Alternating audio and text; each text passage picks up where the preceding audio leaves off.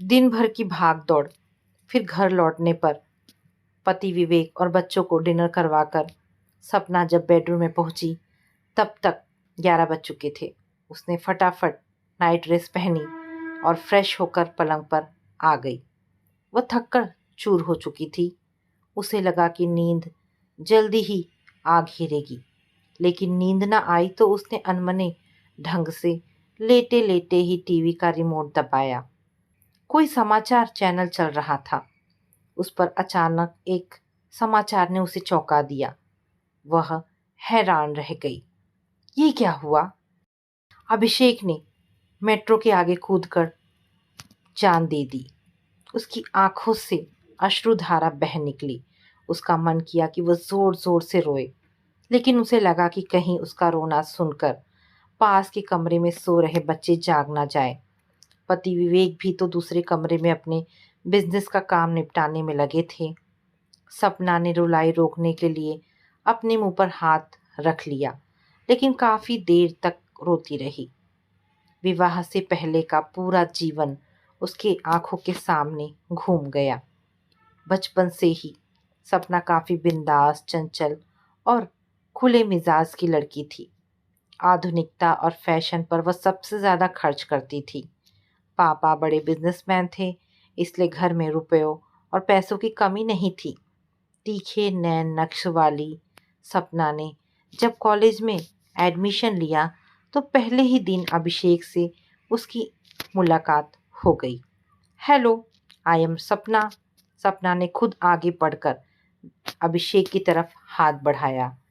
किसी लड़की को यूं अचानक हाथ आगे बढ़ाता देख अभिषेक अचकचा गया। शर्माते हुए उसने कहा, हेलो, मैं अभिषेक हूँ। कहाँ रहते हो और कौन सी क्लास में हो? सपना ने पूछा। अभी इसी शहर में नया आया हूँ। पापा आर्मी में हैं। बीएससी फर्स्ट ईयर का स्टूडेंट हूँ। अभिषेक ने एक सांस में जवाब दिया। ओह, तो तुम भी मेरे साथ ही हो। मेरा मतलब हम एक ही क्लास में हैं, सपना ने चहकते हुए कहा। उस दिन दोनों क्लास में फ्रंट लाइन के एक दूसरे के आसपास ही बैठे। प्रोफेसर ने पूरी क्लास के स्टूडेंट का परिचय लिया तो पता चला कि सपना पढ़ाई में अव्वल है। कॉलेज टाइम के बाद अभिषेक और सपना साथ साथ बाहर निकले तो पता चला कि अभिषेक को पापा का ड्राइवर कॉलेज छोड़ गया था। सपना ने अपनी बाइक बाहर निकाली और कहा, चलो मैं तुम्हें घर छोड़ती हूँ। नहीं नहीं, ड्राइवर आने ही वाला है। अरे चलो भाई, सपना खा नहीं जाएगी तुम्हें। सपना के कहने का अंदाज कुछ ऐसा था कि अभिषेक उसकी स्कूटी पर बैठ गया। पूरे रास्ते सपना की चप्पड़ चप्पड़ चलती रही। उसे इस बात का ख्याल ही नहीं रहा कि वह अभिषेक से पूछे कि कहाँ जाना है। बातों बातों में ही सपना अपनी कॉलोनी में पहुंची तो अभिषेक ने कहा, बस यहीं छोड़ दो। ओह सॉरी, मैं तो पूछना ही भूल गई कि आपको कहाँ छोड़ना है।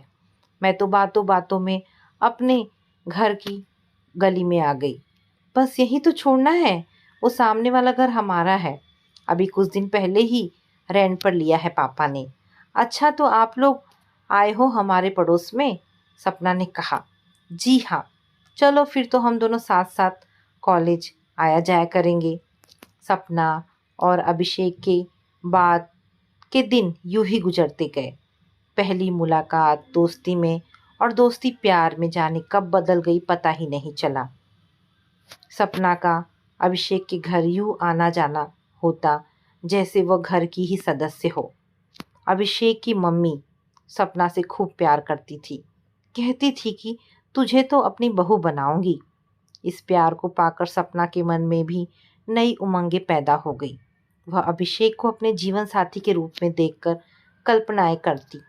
एक दिन अभिषेक घर में अकेला था तो उसने सपना को फ़ोन कर कहा, घर आ जाओ, कुछ काम है।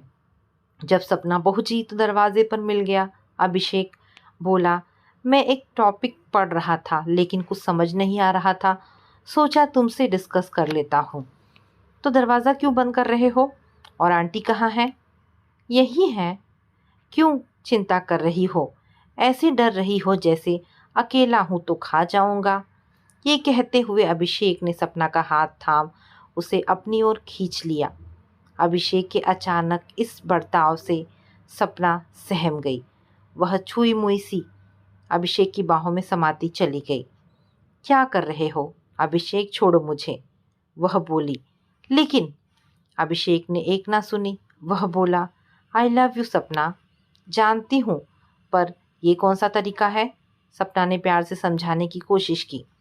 कुछ दिन इंतज़ार करो मिस्टर, सपना तुम्हारी ही है, एक दिन पूरी तरह तुम्हारी हो जाएगी। परंतु अभिषेक पर कोई असर नहीं हुआ। हद से आगे बढ़ता देख सपना ने अभिषेक को धक्का दिया और हिरनी सी कुलाचे भरती हुई घर से बाहर निकल गई। उस रात सपना सो नहीं पाई। उसे अभिषेक का यूं बाहों में भरना अच्छा लगा। कुछ देर और रुक जाती तो सोचकर सिहरन सी दौड़ गई।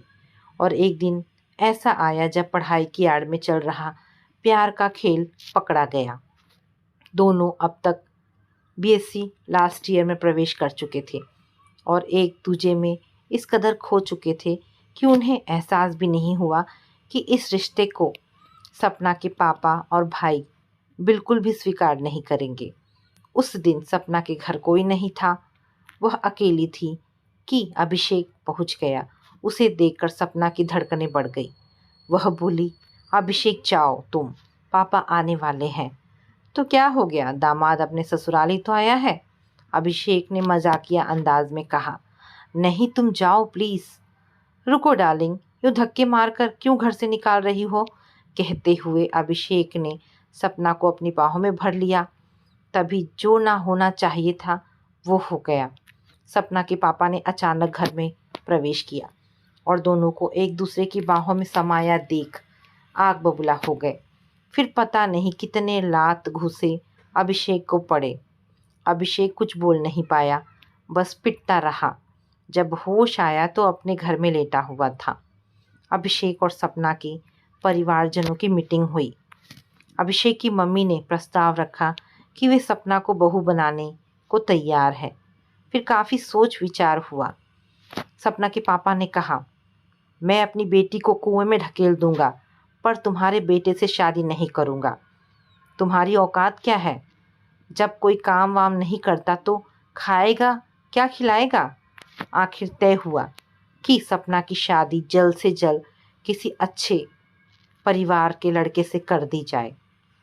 सपना और अभिषेक के मिलने पर पाबंदी लग गई, पर वे दोनों कहीं ना कहीं मिलने का रास्ता निकाल ही लेते। और एक दिन सपना के पापा ने घर में बताया कि लखनऊ से लड़के वाले आ रहे हैं सपना को देखने। ये सुनकर सपना को अपने सपने टूटते नजर आए। उसने कुछ नहीं खाया पिया। सीमा भाभी ने समझाया, ये बचपना छोड़ो सपना, हम इज्जतदार खानदानी परिवार से हैं, सबकी इज्जत चली जाएगी। तो मैं क्या करूं भाभी, इस घर में बच्चों की खुशी का ख्याल नहीं रखा जाता। दोनों बहनें कौन सी सुखी हैं अपने पतियों के साथ। तुम्हारी बात ठीक है सपना, लेकिन समाज परिवार में ये बातें मायने नहीं रखती। तुम्हारे दुख में अगर पापा को कुछ हो गया तो, उन्होंने कुछ कर लिया तो सब खत्म हो जाएगा ना। सपना कुछ नहीं बोल पाई। उसी दिन लखनऊ से विवेक अपने छोटे भाई अजीत और एक रिश्तेदार के साथ सपना को देखने आया। सपना को देखते ही सबने पसंद कर लिया। रिश्ता पक्का हो गया। जब यह बात अभिषेक को सपना की एक सहेली से पता चली तो उसने पूरी कॉलोनी में हंगामा मचा दिया। देखता हूँ कैसे शादी करती है। सपना की शादी होगी तो सिर्फ मेरे साथ। सपना मेरी है। पागल सा हो गया था अभिषेक। इधर उधर बेतहासा दौड़ा गली में, पत्थर मार मार कर सपना के घर की खिड़कियों के शीशे तोड़ डाले। सपना के पापा में के मन में डर बैठ गया कि कहीं ऐसा ना हो कि लड़के वालों को इस बात का पता चल जाए, तब तो सारी इज्जत चली जाएगी। सब हालात देखकर तय हुआ कि सपना की शादी किसी दूसरे शहर में जाकर करेंगे। किसी को कानों कान खबर भी नहीं होगी। अब एक तरफ प्यार तो दूसरी तरफ माँ बाप के प्रति जिम्मेदारी। बहुत तड़पी, बहुत रोई सपना और एक दिन उसने अपनी भाभी सीमा से कहा, मैं अपने प्यार का बलिदान देने को तैयार हूँ, परंतु मेरी एक शर्त है। मुझे एक बार अभिषेक से मिलने की परमिशन दी जाए। मैं उसे समझाऊंगी। मुझे पूरी उम्मीद है कि वह मान जाएगा। सीमा भाभी ने घर वालों से छिपाकर सपना को अभिषेक से आखिरी बार मिलने की इजाज़त दे दी। सपना को अपने करीब पाकर फूट फूट कर रोया अभिषेक। उसके पैरों में गिर पड़ा, लिपट गया किसी नादान छोटे बच्चे की तरह।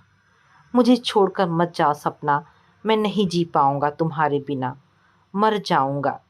यंत्रवत खड़ी रह गई सपना। अभिषेक की ये हालत देखकर वह खुद को नहीं रोक पाई। लिपट गई अभिषेक से और रो पड़ी। नहीं अभिषेक, तुम ऐसा मत करो, तुम बच्चे नहीं हो।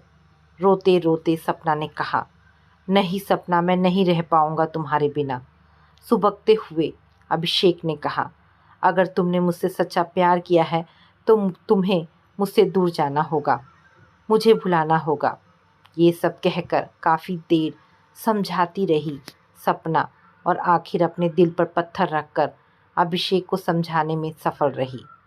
अभिषेक ने उससे वादा किया कि वह कोई बखेड़ा नहीं करेगा। जब भी मायके आऊँगी तुमसे मिलूँगी ज़रूर, ये मेरा भी वादा है। सपना ये वादा कर घर लौट आई। पापा किसी तरह का खतरा मोल नहीं लेना चाहते थे, इसलिए एक दिन रात को घर के सब लोग चले गए एक अनजान शहर में। सपना की शादी लखनऊ के एक जाने माने खानदान में हो गई। ससुराल आकर सपना को पता चला कि उसके पति विवेक ने शादी तो उससे कर ली, पर असली शादी तो उसने अपने बिजनेस से कर रखी है। देर रात तक बिजनेस का काम निपटाना विवेक की प्राथमिकता थी। सपना देर रात तक सीढ़ियों पर बैठकर विवेक का इंतज़ार करती। कभी कभी वहीं बैठे बैठे सो जाती। एक तरफ प्यार की टीस तो दूसरी तरफ पति की उपेक्षा से सपना टूट कर रह गई। ससुराल में आस पड़ोस की हम उम्र लड़कियां आती तो सपना से मजाक करती। आज तो भाभी की गालों पर निशान पड़ गए। भैया ने लगता है सारी रात सोने नहीं दिया। सपना मुस्कुराकर रह जाती। करती भी क्या, अपना दर्द किससे बयां करती। पड़ोस में ही आलोक जी का परिवार था। उनके एक कमरे की खिड़की सपना के कमरे की तरफ खुलती थी। यदा कदा रात को वह खिड़की खुली रहती तो आलोक जी के नवविवाहित बेटे की प्रणय लीला सपना को देखने को मिल जाती। तब सिसक सिसक कर रह जाने के सिवाय और कोई चारा नहीं रह जाता था सपना के पास। विवेक जब कभी रात में अपने काम काज से जल्दी फ्री हो जाता तो सपना के पास चला आता, लेकिन तब तक विवेक इतना थक चुका होता कि बिस्तर पर आते ही खर्राटे भरने लगता। एक दिन विवेक बिजनेस के सिलसिले से बाहर गया था और सपना तपती दोपहर में फर्स्ट फ्लोर पर बने अपने कमरे में सो रही थी। अचानक उसे एहसास हुआ कि कोई उसके बगल में आकर लेट गया। सपना को अपनी पीठ पर किसी के हाथ का स्पर्श महसूस हुआ। वह आंखें मूंदे पड़ी रही। वह स्पर्श उसे अच्छा लगा। उसकी धड़कनें तेज हो गई, सांसें धौंकने की तरह चलने लगी। उसे लगा शायद विवेक आ गया है, लेकिन यह उसका देवर अजीत था। उसे कोई ऐतराज न करता देख अजीत का हौसला बढ़ गया। तो सपना को कुछ अजीब लगा। उसने पलट कर देखा तो एक झटके से पलंग पर उठ बैठी और कड़े स्वर में अजीत से कहा कि जाओ अपने रूम में, नहीं तो तुम्हारे भैया को सारी बात बता दूंगी। तो वह तुरंत उठा और चला गया। उधर अभिषेक ने एक दिन कहीं से सपना के ससुराल का फ़ोन नंबर लेकर सपना को फ़ोन किया तो उसने उससे कहा कि अभिषेक, तुम्हें मैंने मना किया था ना कि अब कभी मुझसे कांटेक्ट नहीं रखना। मैंने तुमसे प्यार किया था, मैं उन यादों को ख़त्म नहीं करना चाहती। प्लीज़ अब फिर कभी मुझसे कांटेक्ट ना करना। तब उम्मीद के विपरीत सपना के इस तरह के बर्ताव के बाद अभिषेक ने फिर कभी सपना से कांटेक्ट नहीं किया। सपना अपने पति के रूखे और ठंडे व्यवहार से तो परेशान थी ही, उसकी सास भी कम नहीं थी। सपना ने फिल्मों में ललिता पवार को सास के रूप में देखा था। उसे लगा कि वही फिल्मी चरित्र उसकी लाइफ में आ गया है। हसीन सपनों को लिए उड़ने वाली सपना धरातल पर आ गई।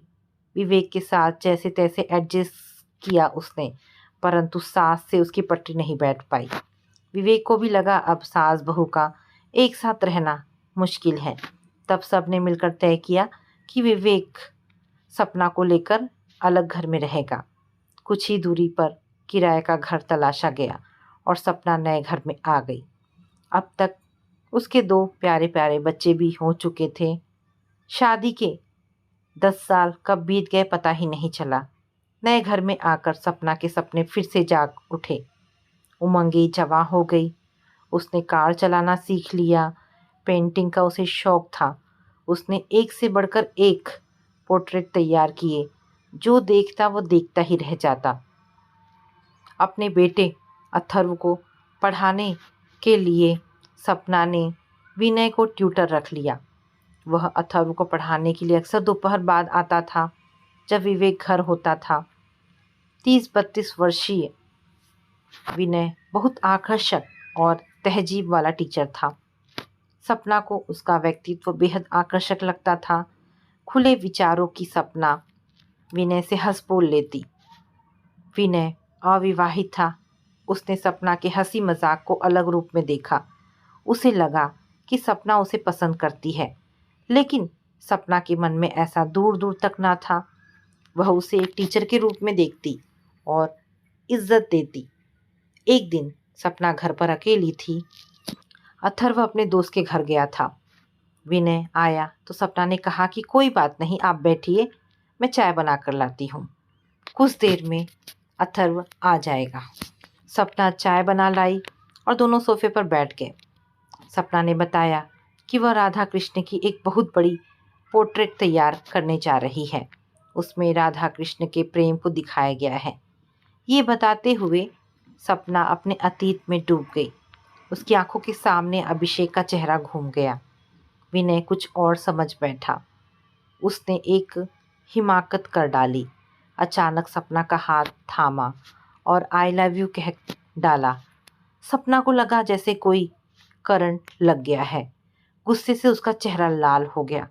वह अचानक उठी और गुस्से में बोली, आप उठिए और तुरंत यहाँ से चले जाइए और दोबारा इस घर में पैर मत रखिएगा, वरना बहुत बुरा होगा। विनय को तो जैसे सांप सूंघ गया। सपना का गुस्सा देखकर उसके हाथ कांपने लगे। आप मुझे गलत समझ रही हैं मैडम, उसने कांपते स्वर में कहा। गलत मैं नहीं समझ रही, आपने मुझे समझा है। एक टीचर के नाते मैं आपकी इज्जत करती रही और आपने मुझे क्या समझ लिया। फिर एक पल भी नहीं रुका विनय। उसके बाद उसने कभी सपना के घर की तरफ देखा भी नहीं। जब कभी अथर्व ने पूछा सपना से तो उससे कहा उसने कि सर बाहर रहने लगे हैं। सपना की ज़िंदगी फिर से दौड़ने लगी। एक दिन एक 5 स्टार होटल में लगी डायमंड ज्वेलरी की एग्जीबिशन में एक अच्छे परिवार की 30-32 वर्षीय महिला आभा से सपना की मुलाकात हुई। बातों ही बातों में दोनों इतनी घुल मिल गई कि दोस्त बन गई। वो सच में ही आभा थी। गजब की चमक थी उसमें। आभा ने बताया कि वो अपने घर पर योगा करती है। योगा सिखाने और अभ्यास कराने योगा टीचर आते हैं। सपना को लगा वह भी आभा की तरह गठीले और आकर्षक फिगर वाली हो जाए तो मज़ा आ जाए। तब हर कोई उसे देखता ही रह जाएगा। आभा ने सपना से कहा कि मैं योगा सर को तुम्हारा मोबाइल नंबर दे दूंगी, वे तुमसे कांटेक्ट कर लेंगे। सपना ने अपने पति विवेक को मना लिया कि वह घर पर योगा सर से योगा सीखेगी। एक दिन सपना के मोबाइल की घंटी बजी। उसने देखा तो कोई नया नंबर था। सपना ने फ़ोन उठाया तो उधर से आवाज़ आई, हेलो मैडम, मैं योगा सर बोल रहा हूँ। आभा मैडम ने आपका नंबर दिया था। आप योगा सीखना चाहती हैं? जी हाँ, मैंने ही कहा था आभा से। सपना ने कहा, तो कहिए कब से आना है और किस टाइम आ सकते हैं आप? कल सुबह 7 बजे आ जाता हूँ। आप अपना एड्रेस नोट करा दें। सपना ने अपना एड्रेस नोट कराया। सुबह 6 बजे का अलार्म बजा तो सपना जाग गई। योगा सर 7 बजे आ जाएंगे, यही सोचकर वह आधे घंटे में फ्रेश होकर तैयार रहना चाहती थी। बच्चे और विवेक सो रहे थे। उन्हें 8 बजे उठने की आदत थी। सपना उठते ही बाथरूम में घुस गई। फ्रेश होकर योगा की ड्रेस पहनी। तब तक 7 बजने जा रहे थे कि अचानक डोरबेल बजी। योगा सर ही है ये सोचकर उसने दौड़कर दरवाज़ा खोला तो सामने खड़े शख्स को देखकर वह स्तब्ध रह गई। उसके सामने अभिषेक खड़ा था, वही अभिषेक जो उसकी यादों में बसा रहता था। तुम और योगा सर? सपना ने पूछा। हाँ सपना, फिर? अभिषेक ने। अंदर आने को नहीं कहोगी? कहा तो सपना हड़बड़ा गई। हाँ हाँ आओ, आओ ना प्लीज़, उसने कहा। अभिषेक अंदर आया तो सपना ने सोफे की तरफ इशारा करते हुए उसे बैठने को कहा। सपना को कुछ समझ नहीं आ रहा था, क्या बोले क्या नहीं। अभिषेक कहे या योगा सर, सपना सहज नहीं हो पा रही थी। उसके मन में अभिषेक को लेकर अनेक प्रश्न चल रहे थे। कुछ देर में वह सामान्य हो गई तो अभिषेक से पूछ ली, इतने वर्ष कहाँ रहे? अभिषेक चुप रहा तो सपना फिर बोली, प्लीज़ अभिषेक, मुझे ऐसी सज़ा मत दो। आखिर हमने प्यार किया था। मुझे इतना तो अधिकार है जानने का। मुझे बताओ यहाँ तक कैसे पहुँचे और अंकल आंटी कहाँ है? तुम कैसे हो? सपना के आग्रह पर अभिषेक को झुकना पड़ा। उसने बताया कि तुमसे अलग होकर कुछ समय तक मेरा मानसिक संतुलन बिगड़ा रहा। फिर थोड़ा सुधरा तो शादी की, लेकिन पत्नी ज़्यादा दिन साथ नहीं दे पाई। घर बार छोड़कर चली गई और किसी और के साथ घर बसा लिया। फिर काफ़ी दिनों के इलाज के बाद ठीक हुआ तो योगा सीखते सीखते योगा सर बन गया। तब किसी योगाचार्य के माध्यम से लखनऊ आ गया। मम्मी पापा आज भी वहीं है, उसी शहर में। अभिषेक की बातें सुन अंदर तक हिल गई सपना। ये ज़िंदगी का कैसा खेल है? जो उससे बेइंतहा प्यार करता था वो आज किस हाल में है, सोचती रह गई सपना। अजब धर्म संकट था उसके सामने, एक तरफ प्यार तो दूसरी तरफ घर संसार। क्या करे? अभिषेक को घर आने की अनुमति दे या नहीं? अगर बार बार अभिषेक घर आया तो क्या असर पड़ेगा उसकी गृहस्थी पर? माना कि किसी को पता नहीं चलेगा कि योगा सर के रूप में अभिषेक है, लेकिन कहीं वह खुद कमज़ोर पड़ गई तो? उसके 2 छोटे छोटे बच्चे भी हैं। गृहस्थी जैसी भी है बिखर जाएगी। उसने तय कर लिया कि वह अभिषेक को योगा सर के रूप में स्वीकार नहीं करेगी। कहीं दूर चले जाने को कह देगी इसी समय। देखो अभिषेक, मैं तुमसे योगा नहीं सीखना चाहती, सपना ने अचानक सामान्य बातचीत का क्रम तोड़ते हुए कहा। पर क्यों सपना? हमारे लिए यही ठीक रहेगा अभिषेक, प्लीज़ समझो। अब तुम शादीशुदा हो, अब वह बचपन वाली बात नहीं है सपना। क्या हम अच्छे दोस्त बनकर भी नहीं रह सकते? अभिषेक ने लगभग गिड़गिड़ाने के अंदाज में कहा। नहीं अभिषेक, मैं ऐसा कोई काम नहीं करूँगी जिससे मेरी गृहस्थी और मेरे बच्चों पर असर पड़े, सपना ने कहा। अभिषेक ने लाख समझाया पर सपना अपने फैसले पर अडिग रही। अभिषेक बेचैन हो गया। सालों बाद उसका प्यार उसके सामने था, लेकिन वह उसकी बात स्वीकार नहीं कर रहा था। आखिर सपना ने अभिषेक को विदा कर दिया, साथ ही कहा कि दोबारा कांटेक्ट करने की कोशिश मत करना। अभिषेक सपना से अलग होते समय बहुत ही तनावग्रस्त था, पर उस दिन के बाद अभिषेक ने सपना से कोई कांटेक्ट नहीं किया। सपना ने तनाव मुक्त होने के लिए कई नई फ्रेंड्स बनाई और उनके साथ बहुत सी एक्टिविटीज़ में व्यस्त हो गई। इससे उसका सामाजिक दायरा बहुत बढ़ गया। उस दिन वह बहुत से बाहर के फिर घर के काम निपटाकर बेडरूम में पहुंची तो समाचार चैनल पर उसने वह खबर देखी कि अभिषेक ने मेट्रो के आगे कूदकर सुसाइड कर लिया था। वह देर तक रोती रही। समाचार चैनल वाला बता रहा था कि उसकी जेब में से एक नोट मिला है जिसमें अपनी मौत के लिए उसने किसी को जिम्मेदार नहीं माना, परंतु अपनी एक गुमनाम प्रेमिका के नाम पत्र लिखा है। सपना का सिर घूम रहा था, उसकी रुलाई फूट पड़ी। तभी विवेक ने अचानक कमरे में प्रवेश किया और बोला, क्या हुआ सपना, क्यों रो रही हो? कोई डरावना सपना देखा क्या? प्यार भरे बोल सुनकर सपना की रुलाई और फूट पड़ी। वह काफ़ी देर तक विवेक के कंधे से लगकर रोती रही। उसका प्यार अब ख़त्म हो गया था।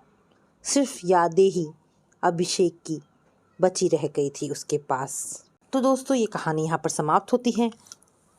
आशा करती हूँ कहानी पसंद आई होगी। अगर कहानी पसंद आई है तो प्लीज़ इसे लाइक एंड शेयर करें। दोस्तों, ऐसी ढेरों पारिवारिक और शिक्षाप्रद कहानी सुनने के लिए मेरे चैनल को प्लीज़ सब्सक्राइब करें। धन्यवाद दोस्तों। मिलते हैं फिर एक नई कहानी के साथ।